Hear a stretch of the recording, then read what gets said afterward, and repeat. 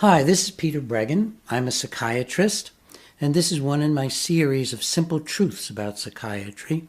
Today I'm going to talk to you about electroshock treatment or shock treatment, abbreviated as ECT in capital letters. And of course, many of you might ask, if you've gotten this far, why don't I have to hear anything about shock treatment?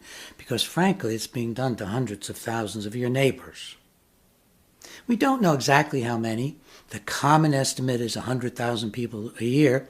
The only reason that's the common estimate, it's the one I made from available data in 1979 and in the first and only medical book critical of shock treatment. So going back to 79, believe me, there's a lot more going on now. Every city in America has hospitals, usually several, that are doing shock treatment. Not far from me in Syracuse, but you're within a short drive of several places that do shock treatment. They love to do shock treatment. It's extremely remunerative.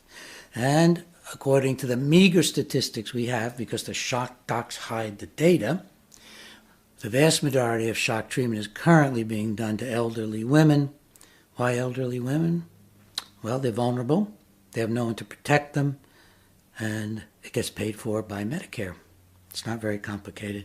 Shock machine will keep your average psychiatric unit in the general hospital making money, and the doctors making money. What is shock treatment? Shock treatment was invented back in 1938 during a period of time when psychiatrists were looking for new and better ways to inflict brain damage on people. It's not like today where they lie and say the treatment's harmless. It was, frankly, part of the whole search for lobotomy and shock.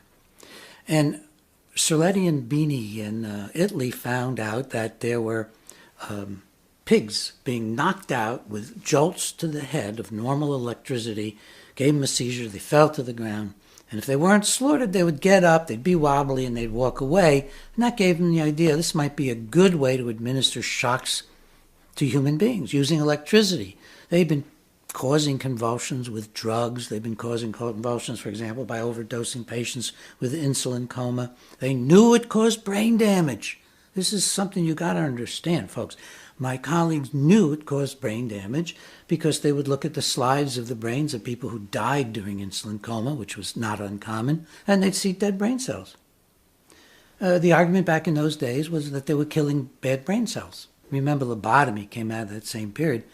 Clearly, you're killing brain cells if you chop up the front of the brain with a scalpel, or if you pour formaldehyde into the brain, or if you put, more recently, radium seeds into the brain. I mean, nobody's denying you're killing brain cells. You see, psychiatry has a history of killing brain cells. The only reason that the modern shock doctors no longer talk about damaging the brain as being the treatment, the only reason they don't do that now is because I publicized it way back in 79 and quoted all of them, and it really made for bad PR. So now shock treatment is supposed to correct biochemical imbalances. Well, first, there aren't any imbalances, and second, the only thing a blow to the brain can do is disrupt all its functions. Shock treatment involves the application of electrodes. Usually, bilateral ECT is still what's used to both sides of the head, causing a major convulsion, far stronger and more harmful and dangerous than an ordinary spontaneous seizure that people with epilepsy have. In fact, the convulsions are so powerful that things happen to people that don't happen to epileptics. In animals, you get brain damage, cell death, small hemorrhages throughout the brain. And in fact, they're so physically powerful, more powerful than ordinary seizures, that before they started paralyzing the muscles, people would break their spine. If they were being held, they'd break their limbs from the overwhelming power of these seizures. Sometimes the electrodes are placed so that only one's over the frontal and temporal lobe. This is where your frontal lobe is and also the tip of your temporal lobe. And they'll put one further back on your head.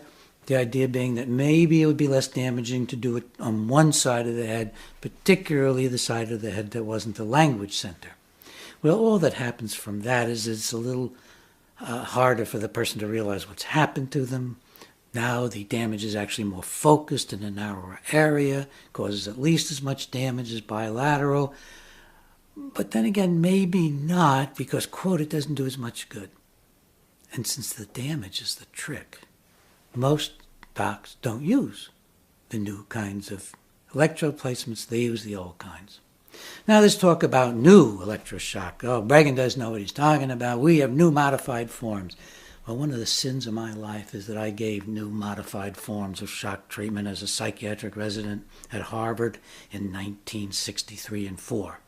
I want to take a breath and tell you that I've spent a lot of time setting up a free website so that if you hear somebody's about to get shock treatment, you can go on the website, you can print out a color brochure to give them, it's all free, or you can just print out the brochure as a straight, essay on paper to show to somebody, and look at well over 100 PDFs of articles about brain damage from shock, about women becoming more submissive to their husbands, about doctors shocking women to make them more submissive to their husbands. It's all there documented.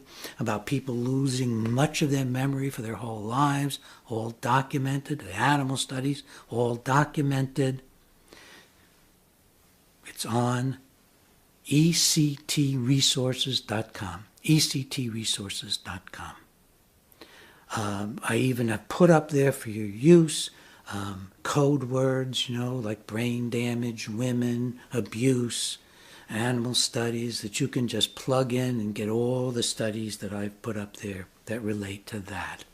When shock treatment is done, certainly by the second or third one, let alone 8, 9, 10, or 20, the person wakes up after a period of coma. You go into a coma. How could that not be harmful to the brain? How could a blow to the brain with electricity so severe cause a coma and you're not harmed by it? In addition, very often, if they're doing brain waves and EEG, the brain wave flatlines. What does that mean? That's brain death. It's a temporary, brief, several seconds long period where your poor brain is so exhausted from the massive seizure, the electricity, the hypertension, the breakdown of the blood vessels inside the brain that it stops working for a time. You wake up in a completely disoriented state. Most of the time you don't know you've had shock treatment. You don't know what's happened to you. You can't remember the treatment. And gradually as the treatments increase, you lose more and more of your past memory. I have seen marvelous professional people, men and women, who could no longer function in their professions. And I'm proud to say I was the medical expert in the very first electroshock malpractice victory a few years ago. You can read about it on Breggin.com. I have to take a breath. It is dismaying that this still goes on. Why does it go on? Because when you've been concussed again and again, you stop complaining. In fact, initially, you might get euphoric. I've read hospital record after hospital record. When the patient gets the euphoria of brain injury, the doctor says, mood elevated.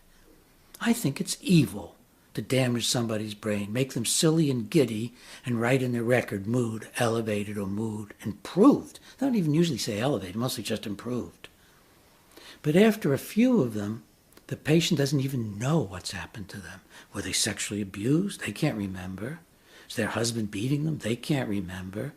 Was he threatening to leave them? They can't remember. Was the husband, and mostly these are women, was the husband having an affair? They can't remember. They become indifferent and apathetic, which happens from injury to the brain. They don't care, they don't feel, and they don't remember, and the doctors call it a cure. But only unscrupulous family members consider it a cure. Because it's not a cure. It's a horrible injury. I'm not going to say a lot more about this. I mean, how much can people bear to hear about something being done probably to a couple of 100,000 Americans every year, being done right near you in your local city, or maybe out in the country in your private hospital, never being talked about except for an occasional media program lauding the new shock treatment, which is very, very old. I would put it to you bluntly. You know a friend, a family member on shock, do everything you can to stop it. Because they'll never be the same once they've been affected by the treatment. Put a stop to it. There's no harm in stopping shock treatment. It's not like the danger if you stop psychiatric drugs right away, then you might get into some serious physical or mental problem. Stopping shock treatment is just the equivalent of stopping repeated blows on the head. If you want to read about shock treatment, my book, Brain Disabling Treatments in Psychiatry, has an up-to-date analysis of shock treatment with tons of references, citations, and discussions. And you can also go to, as I mentioned to you before, to ectresources.org, ectresources.org. I put hundreds of hours into that. It's there for you to take. Please make use of it. Thank you.